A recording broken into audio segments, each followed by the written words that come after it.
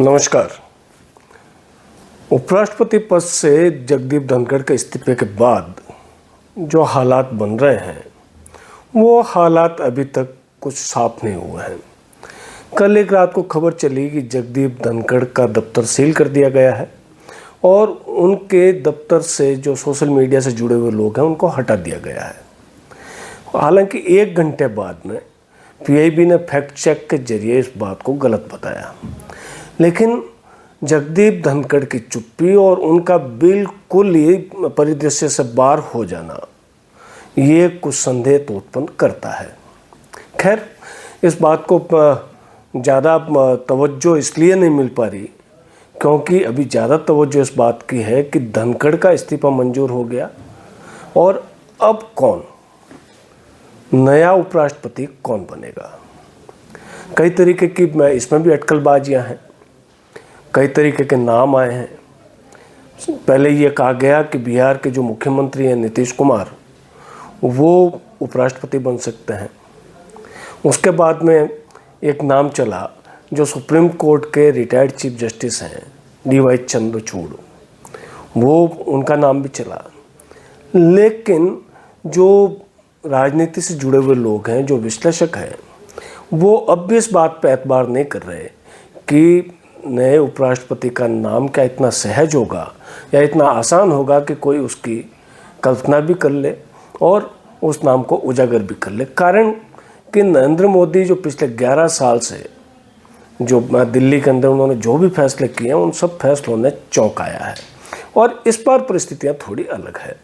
वो अलग इसलिए है कि एक तो भारतीय जनता पार्टी का अपने तय बहुमत नहीं है और उन्हें चंद्रबाबू नायडू और नीतीश कुमार के सांसदों के भरोसे अपनी सरकार चलानी पड़ रही है। एनडीए के और दल भी हैं जिनको भी उनको खुश रखना पड़ रहा है। लेकिन जो परिस्थितियां अब बनी हैं कि जगदीप धनखड़ ने जो राजनीतिक धमाका किया कि अचानक उन्होंने पद छोड़ दिया, लेकिन मोदी भी शायद हार मानने वाले नहीं हैं।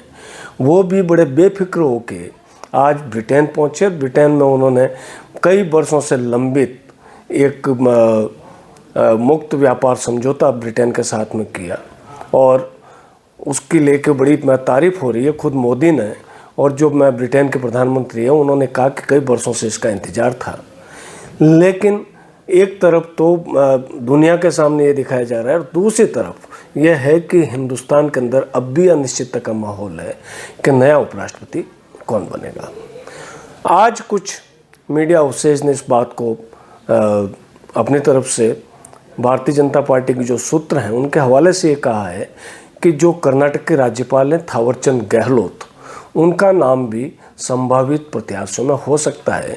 लेकिन जो एक चौंकाने वाली बात वो आई है वो है ओम प्रकाश माथुर, राजस्थान से आते हैं और अभी सिक्किम के राज्यपाल हैं और वो चूँकि 2 बार राज्यसभा में रहे, उस दौरान मोदी की सरकार बन चुकी थी और ये माना जा रहा था कि उनको केंद्र में मंत्री पद मिल सकता है, लेकिन नहीं मिला।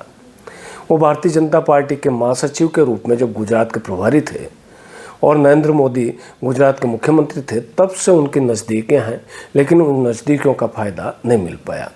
लेकिन चूंकि इस बार राजनीतिक परिस्थितियाँ कुछ ये कहती है कि RSS का दबाव भी भारतीय जनता पार्टी पे और खुद नरेंद्र मोदी पे है, तो अगर इस दिशा से अगर देखा जाए तो ओम प्रकाश माथुर का नाम काफ़ी को समझ में इसलिए भी आता है कि एक तो वो संघ की पसंद भी हो सकते हैं चूँकि उन्होंने संघ के लिए लगभग 18 साल प्रचारक के रूप में काम किया और उसके बाद में वो भारतीय जनता पार्टी में आए और भारतीय जनता पार्टी में भी संगठन का उनका एक लंबा अनुभव है।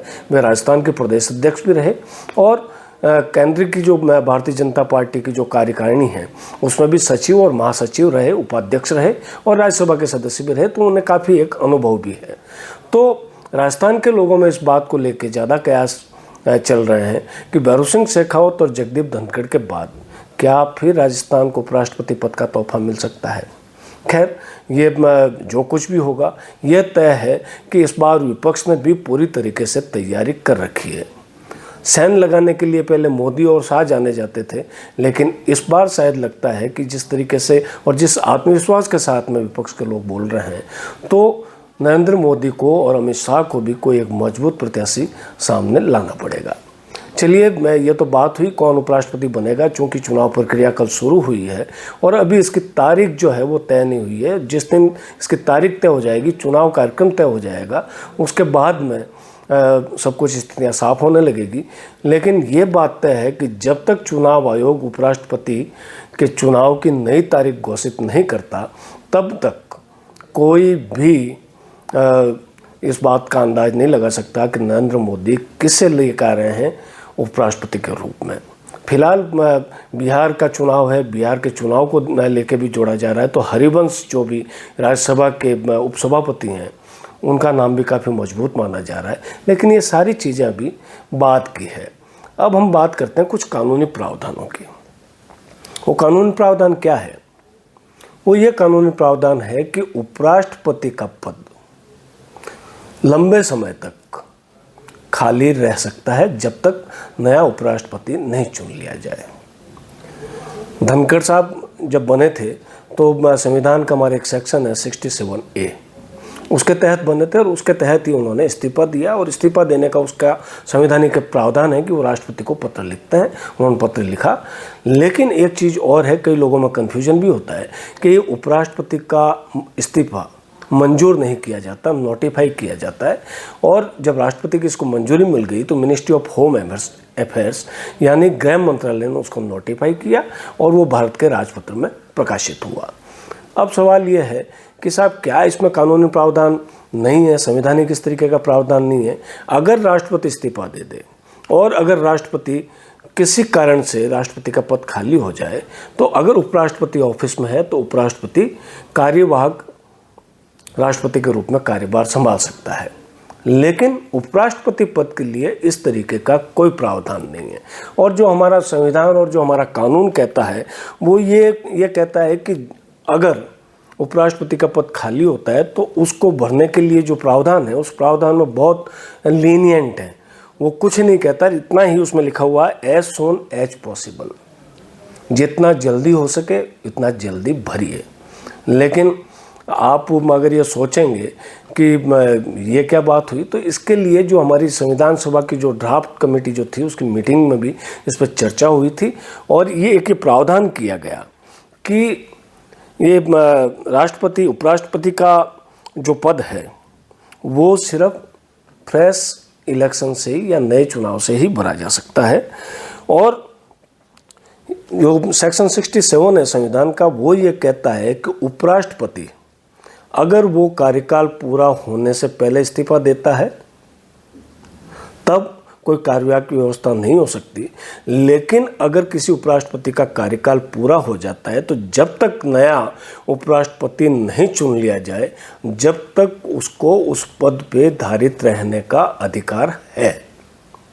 और ऐसे कई दृष्टांत हमने देखे भी हैं कि किसी उपराष्ट्रपति का कार्यकाल पूरा हो गया, उसके बाद में जब तक नया उपराष्ट्रपति चुनकर नहीं आ गया, जब तक कार्यकाल पूरा होने के बाद भी उपराष्ट्रपति दफ्तर में रहे हैं। और राष्ट्रपति के मामले में यह है कि अगर राष्ट्रपति इस्तीफा दे दें या कोई और कारण से राष्ट्रपति का पद खाली हो जाए तो उपराष्ट्रपति उसका कार्यभार संभाल सकते हैं। लेकिन उपराष्ट्रपति पद के लिए ये प्रावधान इसलिए नहीं किया गया कि उपराष्ट्रपति के रूप में जो मुख्य काम होता है वो राज्यसभा के चेयरमैन का होता है और राज्यसभा के चेयरमैन का काम नहीं रुकना चाहिए। इसलिए संविधान में प्रावधान किया गया है कि अगर उपराष्ट्रपति कार्यकाल पूरा होने से पहले अपना इस्तीफा दे दे तो जो राज्यसभा के उपसभापति हैं वो सभापति का चार्ज ले सकते हैं। अभी यही हो रहा है। हरिवंश नारायण सिंह जो राज्यसभा के उपसभापति हैं वो राज्यसभा का, चूंकि अभी संसद का सत्र चल रहा है, मानसून सत्र चल रहा है, इसमें सभापति की भूमिका अदा कर रहे हैं। तो ये धनखड़ को लेकर अभी तक कई स्थितियां कई दिनों तक बनी रहेगी, कई अटकलें बनी रहेगी। लेकिन आपको एक सवाल के साथ में छोड़े जा रहे हैं कि क्या जो कयास लगाए जा रहे हैं कि पूर्व उपराष्ट्रपति भैरों सिंह शेखावत और जगदीप धनखड़ के बाद क्या फिर राजस्थान की बारी आ रही है? हमें कमेंट बॉक्स में ज़रूर बताइएगा। आपको हमारा चैनल कैसा लगा? आप हमें लाइक और सब्सक्राइब ज़रूर कीजिए और अपनी राय कमेंट बॉक्स में हमें ज़रूर दीजिए। हम कल आपसे किसी और मुद्दे पर मिलेंगे और चर्चा करेंगे। तब तक के लिए मुझे दीजिए इजाज़त। नमस्कार।